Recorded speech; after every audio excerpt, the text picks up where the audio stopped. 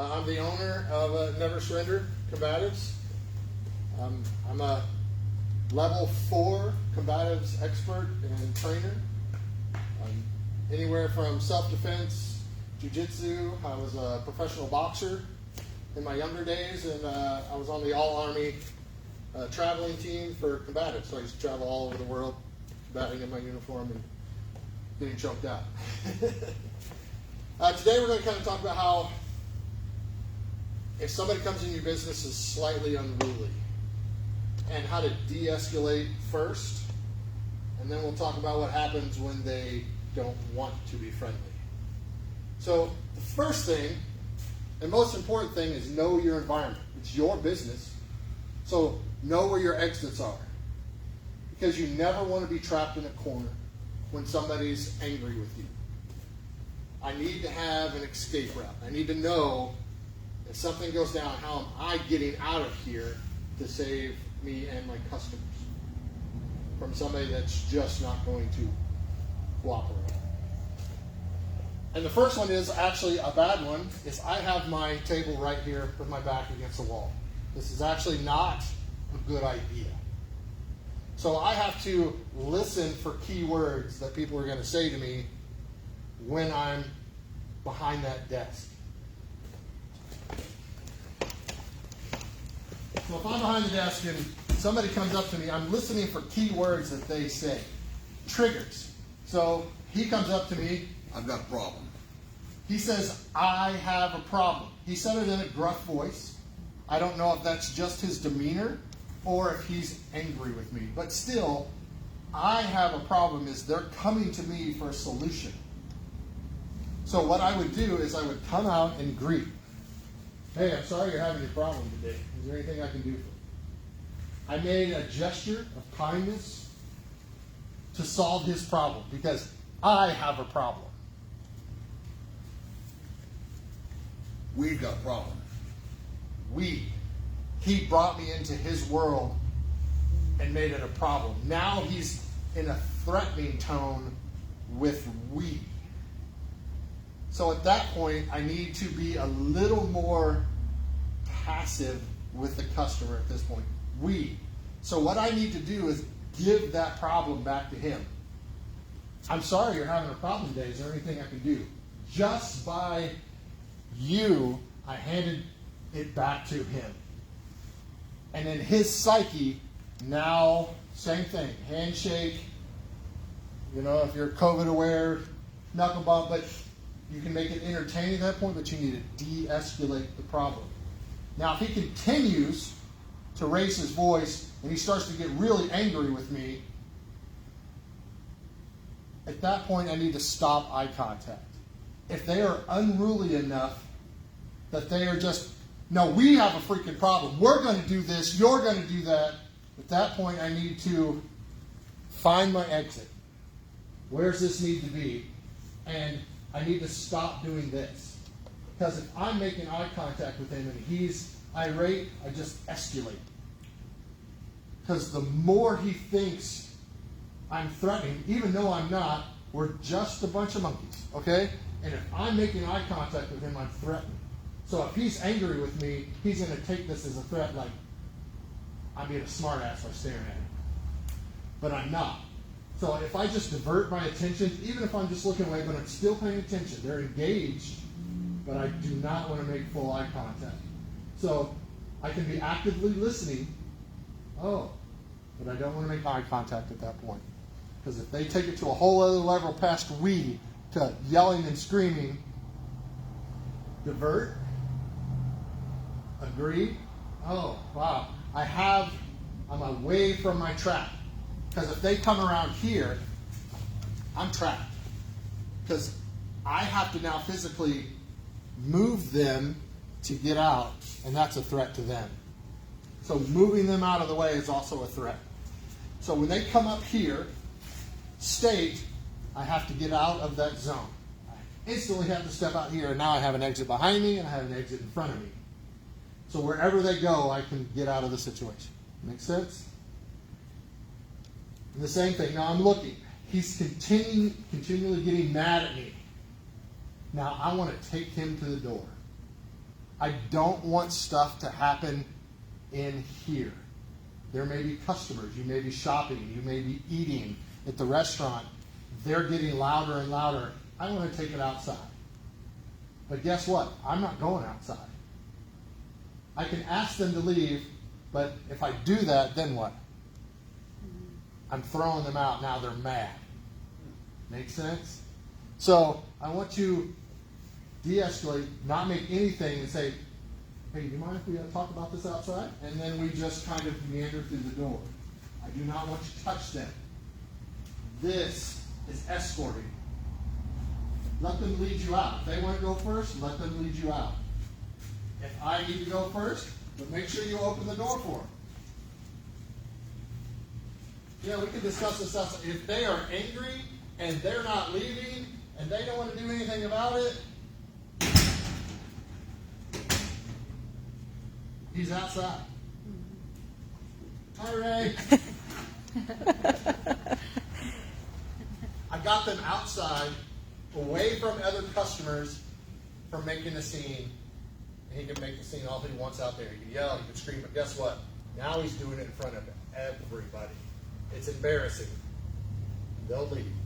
Every time. They're like, hey, they may yell a couple things and call you an MFer and all kinds of things, but guess what? They're outside. They can't tear anything up. They can't hurt, most importantly, anybody else in your establishment, because that's your main goal as a business owner, is their safety, your safety, then your stuff. Because if they're going to start tearing your store up, do it from outside. I have insurance for that, but that stuff costs money. It's on the inside that I have to replace. And people get scared. Guess what? They're not coming back either, because now they think you're a horrible person. Get them outside. Don't go out with them. Unless they're calm and want to have a peaceful conversation. But if they're just irate, blah, blah, blah, blah, blah, blah, you can't kick me out, I want all my money back, plus this, plus that. Let's go outside. Click, you're outside. Have a good day. Call the cops. Call the cops. Always call the cops. Let them handle it after that and get them outside.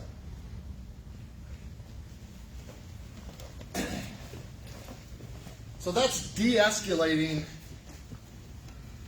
a person that's angry with you. Now we also have a small area in here that we'll discuss. You're in your office.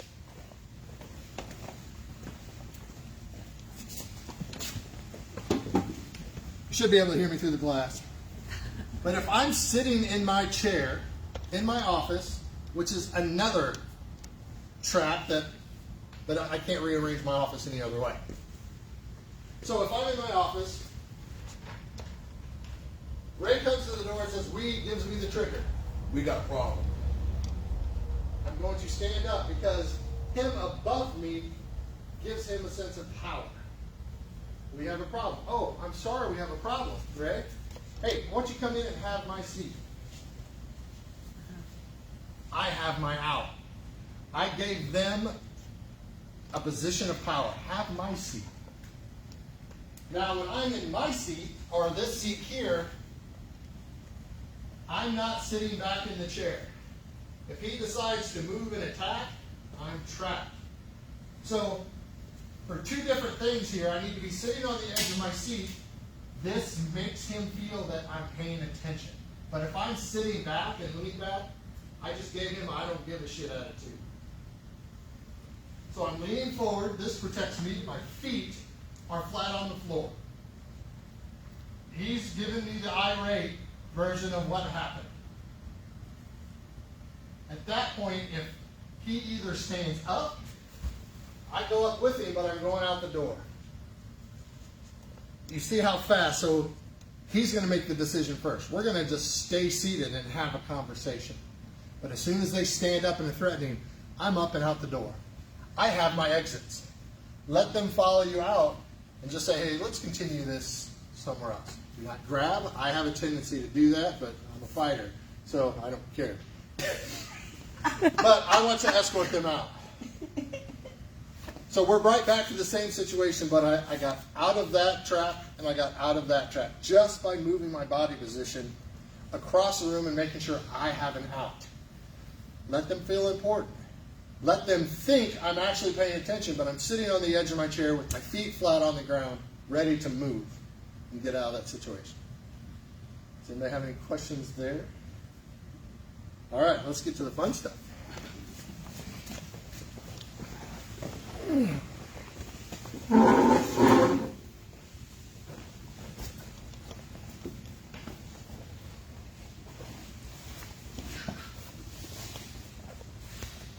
You don't have to have these one in your business. I just don't want my t-shirts ripped. I don't want to rip his. So, which one are you going to reach for? Okay. Just make sure. So, now we're at the point. I've been escorting them out. We've been talking. He lays hands. We are now in a really bad situation. He has grabbed me, and I need to make sure this hand comes off me. And how do I do that? He's got a firm grip. 1 Mississippi, 4 Mississippis. I want to attack the 1. So, my hands against his 1 thumb. And what I'm going to do is act scared. And if you notice, when I act scared, what I'm really doing is setting him up for a little bit of pain.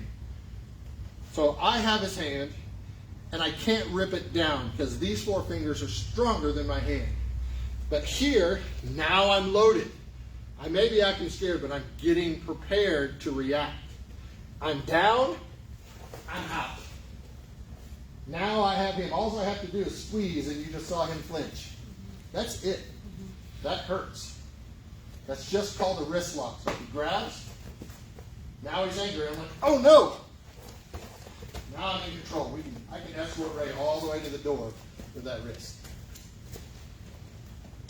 Cross collar. So that's on the same side. I can't really do that with this side. So what I have to do is push here.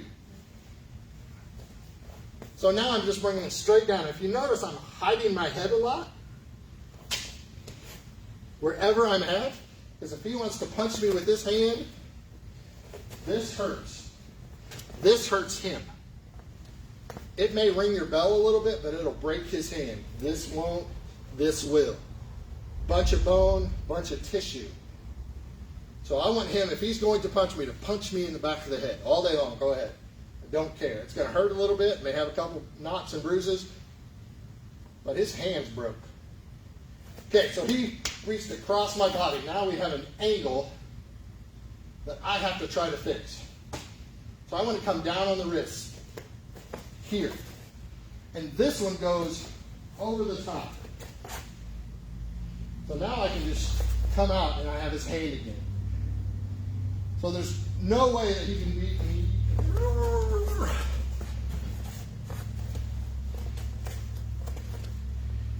Here, chop. And all I can do, because now I'm in a power position, is just reach away. And if I really want to come back to the wrist lock, I can take him all the way to the ground. Now if he reaches low, so he's down here. So what I can do is the same thing, because this is a little harder to do, but if I come up under his wrist, I can just wrist lock. You saw that was nothing but just pushing down on his wrist the other way. You all right, David? Okay. I know you're taking a lot of abuse, but I'll be next. Same thing. Always attack the wrist and push down with everything you got. Ray's a big, strong guy, so he's not going easy with me. That's just how easy this stuff is. Up under. So I'm grabbing my own wrist, and I'm just pushing his hand away. And it's just painful for him. So he's going to let go. 2 hands. He has grabbed me with 2 hands now. Now I need to pray. Literally, I'm going to pray. I'm here. I'm clasping my hands together. And I'm here. And this one's going to hurt him a lot more than me because I'm going to explode up, come straight across his nose. So I'm going to explode up. Go ahead. I'll do it full speed except for the nose thing. There's no way you can hold on to me because I have the power. I'm coming up with my legs, and he's trying to hold on me with his arms. Always stronger than him. There's another way. He has here. Now what I can do is come across and attack one arm. So I'm going to be scared again and rotate him around. Now we're going to go to the door together. I know I'm showing you guys a lot, but that's two different, or actually three different style of moves if somebody grabs you. 100% of fights start standing up. 100%. If he's going to fight me, we're starting here. 80% go to the ground. I'll only finish my fight 20% of the time standing up. We're going to go to the ground if he wants to go to the ground. So we're going to get kind of a protection rape scenario. So I'm the bad guy now, Ray's the good guy. I knocked Ray down. So now I'm in his guard.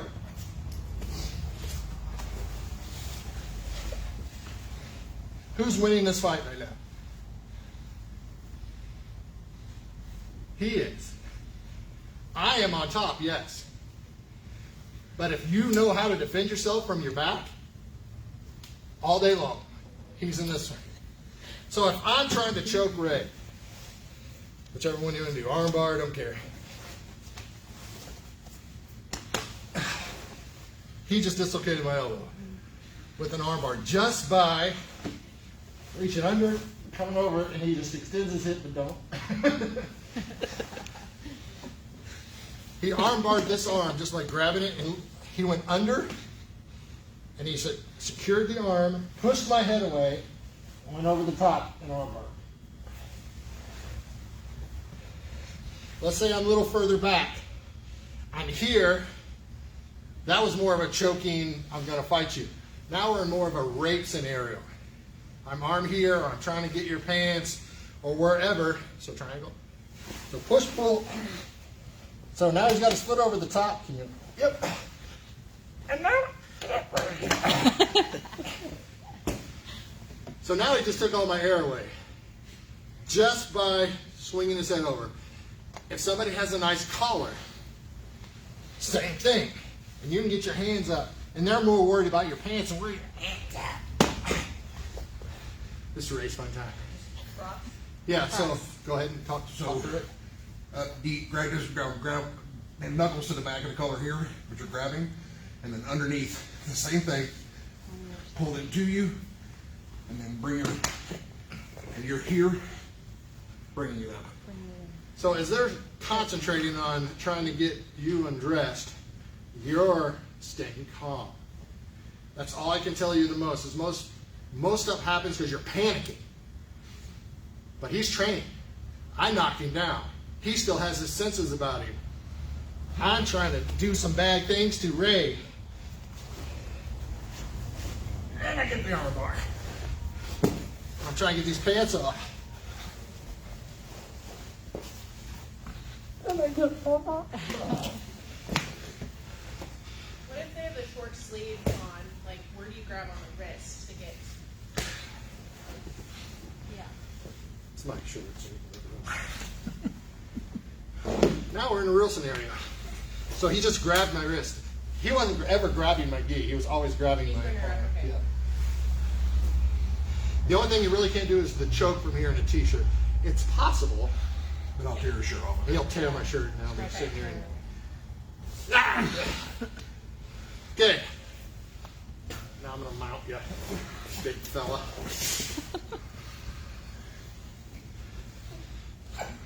So now I have this scenario.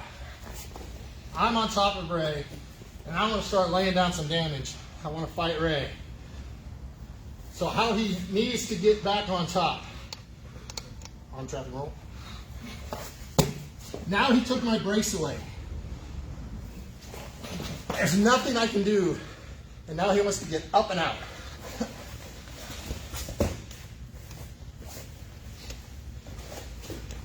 So that's if somebody's on top of you. And it is no more than just what we call an oompa. So I'm going to demonstrate without me on. So, grab the arm. Arm trap and roll. So that's all you have to Big bridge. Up and over. The bridge makes me light. Instead of me being solid on the ground, he raised me up in the air with the upa, or the hip up, and then he just rolled himself over. And there's nothing I can do about it. There's no way to stop that once I get light and he has my arm. Except watch where I'm going. Now when he's back in guard, he rolled me over, and I am the, go ahead and run your back. I am the lesser person. So I just arm trapped and rolled Ray. We're here. He doesn't know what to do. I am striking him, but not to the face. Primary target number 1. Straight elbow, straight down. Called a monkey stomp. Because once you hit that area, he doesn't want to play anymore. He's going to curl up because now his belly hurts. And he wants me gone at that point. Good, good.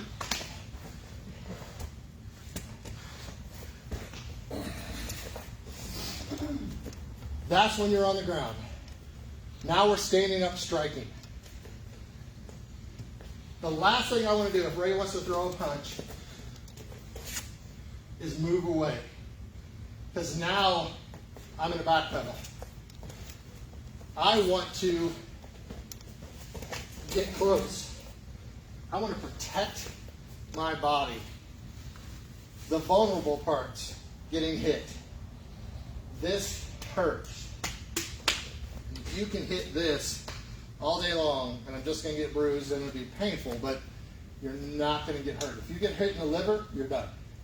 You're going to go straight to the ground because it's a pain you've never felt before. Getting a liver strike right there. So if you see somebody come up and they're going to fight, I'm going to go in.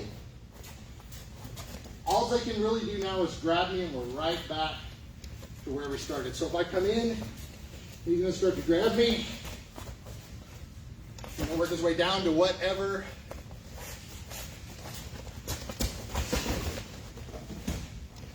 He's being a jerk.